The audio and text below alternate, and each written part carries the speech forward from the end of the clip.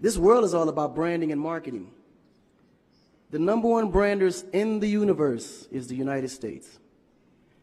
They made United States seem like it's the best place in the world to be. It's the land of the free, home of the brave. I go there to find and chase my dreams. We have to be able to tell our own stories. Directors, filmmakers, entertainers, it's going to be clearly, and the press, it's going to be your job to redefine how people think about Africa.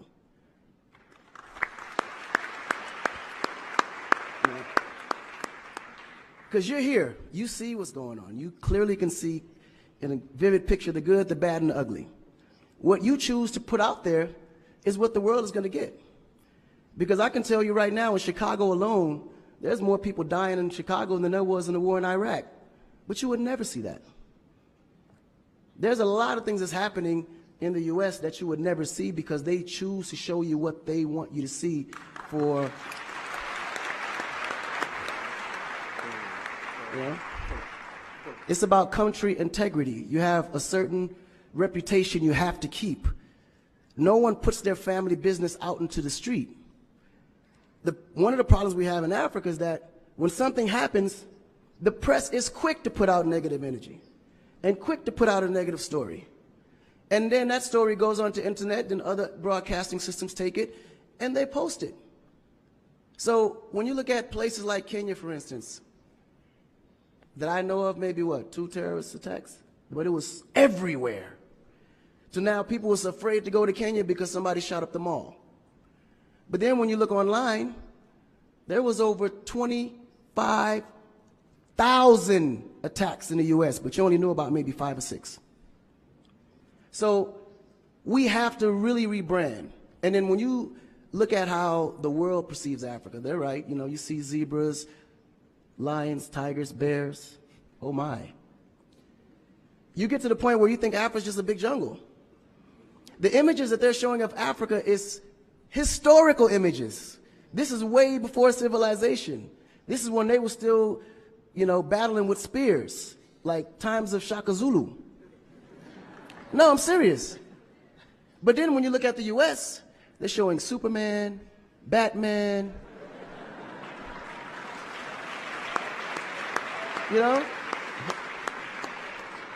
Where is our Superman? Where is our, like, Shaka Zulu should be a superhero today. Really. So we have to tell our own stories. I mean, even Jesus is white. And you believe it. But it's okay, because how you were framed, if you taught something from the day you were born, and your mother taught you that, your father taught you that, it's real. You never look at your mom and your dad as liars. But their mother and father taught them the same thing, because that's the kind of history that's put out for them to believe.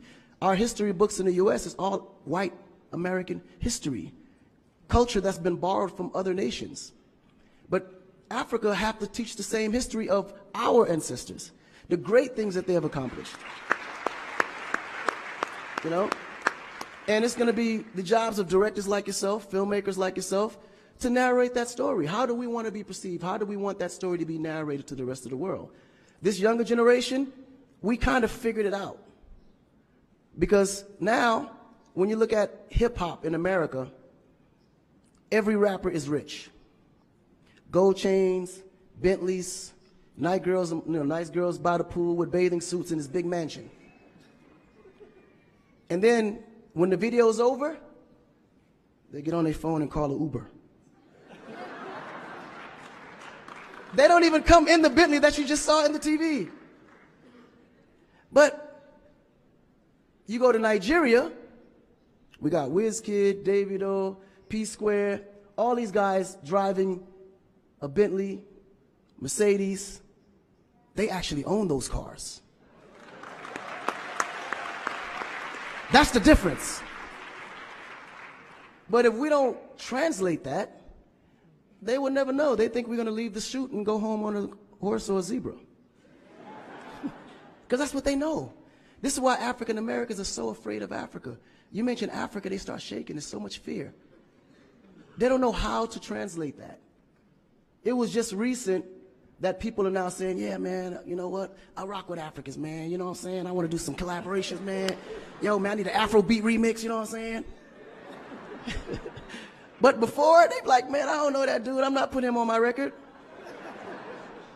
So the younger generation is slowly understanding how you have to rebrand the culture, because the culture has adapted. They've actually took everything that we've created and made it look better. They made a superstar look like a superstar. When I look on TV and I see our biggest entertainers, they don't look like stars. That's why you can't really respect the entertainer. If a politician saw a singer, he'd just be like, oh, he's just a local singer. But if he go to that local singer's performance, he may sell out the stadium because he has a huge influence, but the image is not there. So we have to take the image as a huge accountability for ourselves and realize that Africa really does have a reputation. But if we allow our stories to be told, our stories will be told according to their agenda on what they need to be able to benefit from Africa. So we have to tell our story so we can be able to understand how we can utilize that story to benefit for our agenda. You know?